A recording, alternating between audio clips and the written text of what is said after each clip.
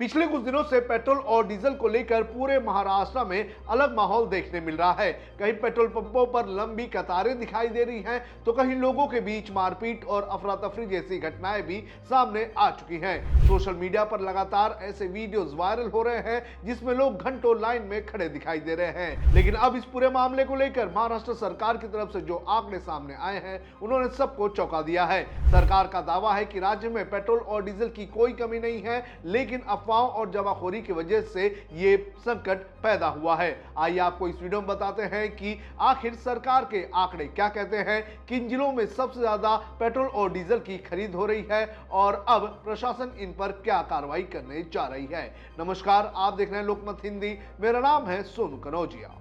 Petrol पंपों पर आखिर क्यों मची है अफरा तफरी?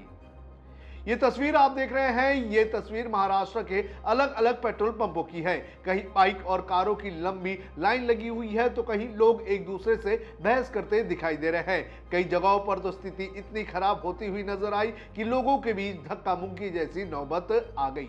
लेकिन अब महाराष्ट्र सरकार ने जो आंकड़े जारी किए हैं, उससे साफ हो रहा है कि अचानक बढ़ी इस भीड़ के पीछे सिर्फ जरूरत ही नहीं बल्कि डर और जमाखोरी भी एक बड़ी वजह है। सरकारी आंकड़ों के मुताबिक 23 मई के बाद से महाराष्ट्र में पेट्रोल और डीजल की खरीद सामान्य दिनों की तुलना में काफी बढ़ चुकी है। राज्य में पेट्रोल की बिक्री औसतन 23% बढ़ी है, जबकि डीजल की बिक्री में 52% उछाल देखा गया है। कई जिलों में तो डीजल की खरीद 100% से भी ज्यादा बढ़ चुकी है। सरकार के आंकड़ों में क्या आया है सामने?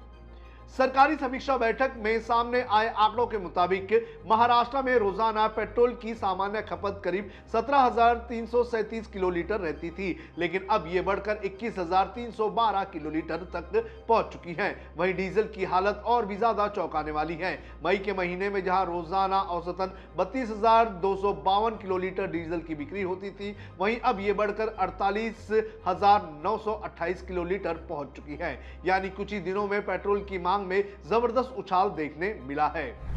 जिलावार आंकड़ों में भी काफी चौंकाने वाले आंकड़े।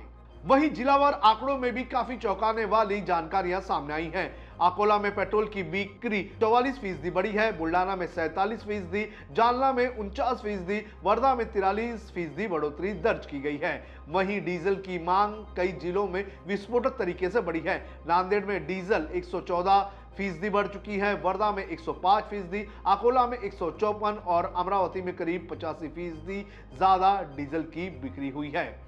पुणे, नासिक और ठाणे का क्या है हाल, ये भी आपको बता देते हैं।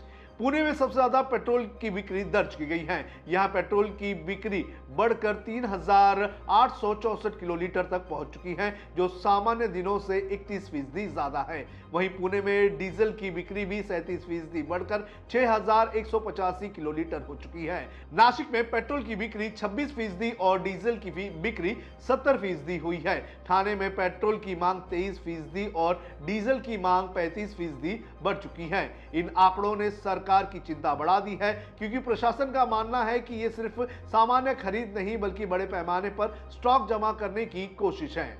जमाखोरी करने वालों पर सख्त होगी सरकार।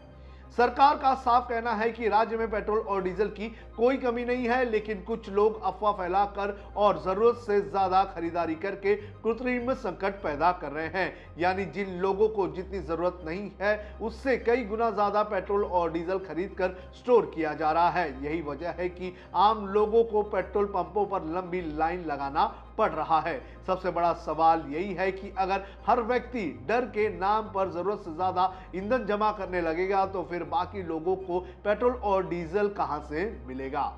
सरकार ने साफ चेतावनी दी है कि पेट्रोल और डीजल की कालाबाजारी, जमाखोरी या कृत्रिम कमी पैदा करने वालों के खिलाफ सख्त कार्रवाई की जाएगी। गृह विभाग और नागरिक आपूर्ति विभाग मिलकर ऐसे लोगों पर नजर रखेंगे। जिला प्रशासन और तेल कंपनियों को भी लगातार मॉनिटरिंग के निर्देश दिए गए हैं। अफवाहों से पैदा हो रहा है डर। गौरतलब है कि पिछले कुछ दिनों में पेट्रोल और डीजल की कीमतों में बढ़ोतरी हुई है। इसी वजह से लोगों के बीच ये डर फैल गया है कि आने वाले दिनों में दाम और बढ़ सकते हैं या सप्लाई प्रभावित हो सकती है। इसी डर के वजह से कई लोगों ने जरूरत से ज्यादा खरीदारी शुरू कर दी है। व्यापारी वर्ग से लेकर आम लोग तक ड्रम और कैनों में पेट्रोल और डीजल जमा करते हुए दिखाई दे रहे हैं। लेकिन विशेषज्ञों का कहना है कि ऐसी जमाखोरी सबसे ज्यादा नुकसान आम जनता को पहुंचाएगी, क्योंकि इससे बाजार में कृत्रिम कमी पैदा होती है और फिर अफवाहों और तेजी से फैलने लगती है। सरकार लगातार यही कर रही है कि राज्य में ईंधन की कोई कमी नहीं है और लोगों को अफवाहों पर भरोसा नहीं करना चाहिए। लेकिन सवाल यही है कि अगर अफवाहों के डर से लोग इसी तरह से पेट्रोल जमा करते रहें तो हालत और भी ज्यादा खराब हो जाएगी।